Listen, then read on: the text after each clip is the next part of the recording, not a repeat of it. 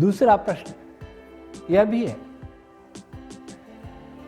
क्या केवल दंड देने मात्र से ये अपराध रुकेंगे? मैं समझता हूं कम तो होंगे, निश्चित ही कम होंगे। जैसे अरब देश में कानून है,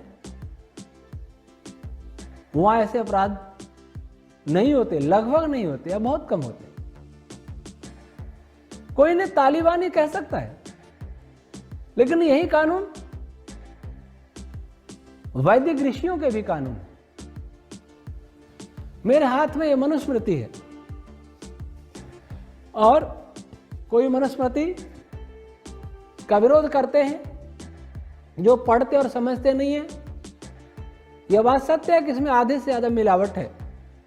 इसलिए भगवान मनु का सत्य स्वरूप जानना हो तो मनुस्मृति आर्य साहित्य प्रचार ट्रस्ट दिल्ली डॉक्टर सुरेंद्र कुमार जी की का भाष्य किया हुआ उसे अवश्य पढ़ना चाहिए।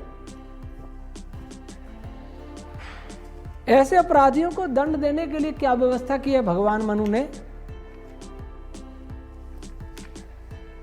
मैं 8वें अध्याय के 371वां और 72वां श्लोक आपके समक्ष प्रस्तुत करता हूं। भर्तारम लंघयेद्या तो स्त्री जाति गुणदर्पिता ताम स्वभि खादयेद राजा संस्थाने बहु संस्थिति। जो स्त्री अपने गुणों में, अपने गुणों के घमंड से, अपनी जाति के घमंड से, अपने वंश के घमंड से पति को छोड़ करके किसी अन्य पुरुष के साथ व्यभिचार करे तो राजा क्या करे? उसका भीड़ के सामने जिंदे कुत्तों से कटवा के मरवा दे। ये व्यभिचारिणी स्त्री को दंड है। और पुरुष को क्या दंड है वो भी सुने। पुमांसम दाहयेत पापम शयने तप्तायसे अभ्यादद्युच्च काष्ठानि तत्र दह्येत पापकृत। उसी प्रकार जो पुरुष अपनी स्त्री को छोड़ के पर स्त्री या वेश्यागमन करे, उस पापी को लोहे के पलंग को अग्नि में तपा के लाल करके उस पर सुला दे और जीते ही भीड़ के सामने, बहुत पुरुषों के सामने उसको भस्म कर दे। पुरुष और स्त्री दोनों को ही सार्वजनिक मृत्यु दंड का, क्रूर मृत्यु दंड का विधान किया गया भगवान में, यदि दोनों में से कोई व्यभिचार करे तो। अब हमारे देश में कानून नहीं है। हमारे संविधान निर्माताओं को, हमारे नीति निर्माताओं को ऋषियों के ग्रंथों में से कुछ लेना उचित ही नहीं लगा उन्हें। विदेशी संविधानों की नकल करके लाए लचीले संविधान, लचीले कानून, और पापियों के लिए लचीलापन, उसमें सज्जनों के लिए नहीं, पापियों के लिए लचीलापन।